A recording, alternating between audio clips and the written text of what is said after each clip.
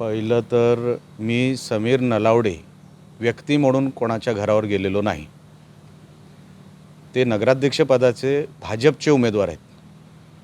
भाजपच्या उमेदवाराच्या घरामध्ये मुस्लिम मतं काय करतायत हा माझा विषय होता. समीर नलावडे हा विषय माझ्यासाठी पर्सनल विषय नाही किंवा मी घेतलेला नाही. दुसरं कुठलं नाव असतं तर मी ते नाव घेतलं असतं. समीर नलावडे हा विषय कुठे आला? तुमच्या घरात ती मुस्लिम मतं आहेत.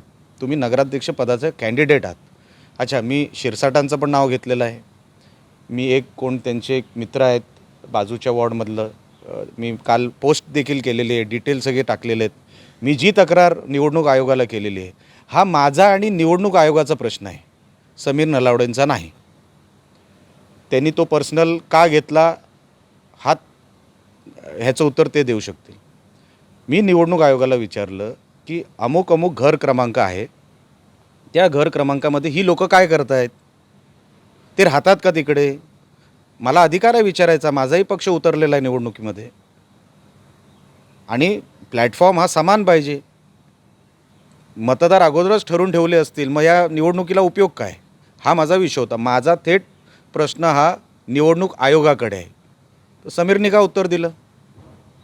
तुम्ही निवडणूक आयोगाला उत्तर द्या. मी तुम्हाला नाही प्रश्न विचारला आहे. मी निवडणूक आयोगाला प्रश्न विचारला आहे. निवडणूक आयोगाने मला त्याच्यावरती उत्तर द्यावं. म्हणून मी कोणाच्या घरावर गेलेलो नाही.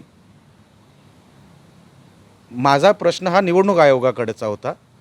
त्यांनी निवडणूक आयोगाला ते उत्तर द्यायचं आहे, मला उत्तर द्यायचं नाही आहे.